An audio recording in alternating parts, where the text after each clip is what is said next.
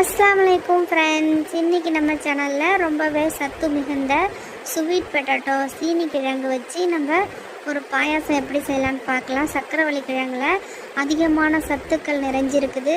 குறிப்பாக அதில் fibre content இருக்குது, ஆன்டி ஆக்சிடென்ட் இருக்குது. அதனால் மலச்சிக்கல் இருக்கிறவங்களுக்கு ரொம்பவே இது ஹெல்ப்ஃபுல்லாக இருக்கும்.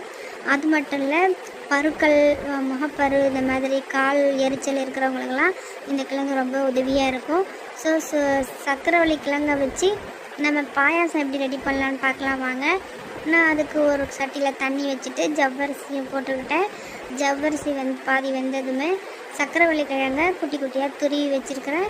ஸோ அதையும் நான் தண்ணியில் போட்டுக்கிறேன் ஃப்ரெண்ட்ஸ். ரெண்டையும் சேர்த்து நல்லா வேக வச்சுக்கலாம். நீங்கள் சாப்பாடில் தான் நான் துருவி இருக்கிறேன். நீங்கள் திருவுறது இருந்தால் துருவி எடுத்துக்கோங்க. அப்படி இல்லைன்னா மிக்சி ஜாரில் ஒரு சுற்று விட்டு எடுத்துக்கோங்க. இப்போ கிழங்கு நல்லா வெந்துருச்சு. நம்ம ஒரு பேனில் முந்திரி திராட்சை வறுத்து எடுத்து வச்சுக்கலாம். நெய் விட்டு நல்லா வறுத்து எடுத்து வச்சுக்குவோம் ஃப்ரெண்ட்ஸ். இப்போ பாருங்கள், கிழங்கு ஜவ்வரிசி எல்லாம் சூப்பராக வெந்து வந்துருச்சு. இப்போ நான் 1/4 கப் அளவுக்கு வெல்லம் சேர்த்துக்கிறேன். உங்களுக்கு வெல்லம் எவ்வளோ தேவையோ அந்த அளவுக்கு இனிப்பு சேர்த்துக்கோங்க.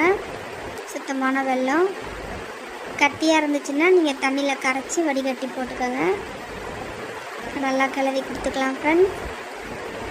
இது கூட நான் ஏலக்காய் தூள் வாசனைக்கு சேர்த்துக்கிறேன்.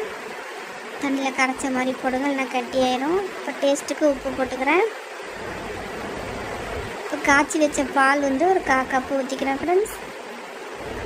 அவ்வளோதான். எல்லாம் சேர்ந்து நல்லா கொதிச்சதும் பாயாசம் ரெடி ஆயிரும்.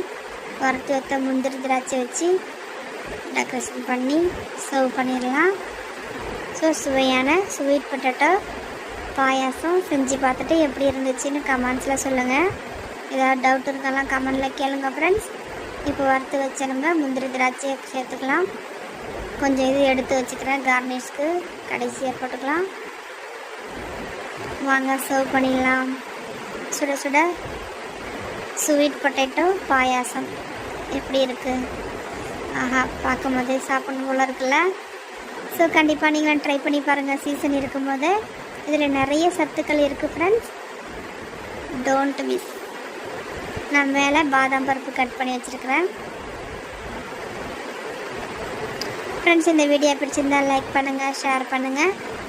புதுசாக பார்க்குறவங்க சேனலுக்கு சப்ஸ்கிரைப் பண்ணி வச்சுக்கோங்க ஃப்ரெண்ட்ஸ். இதே போல் நெக்ஸ்ட் வீடியோவில் நம்ம சந்திக்கும் வரை அஸ்ஸலாமு அலைக்கும். தேங்க்யூ ஃபார் வாட்சிங்.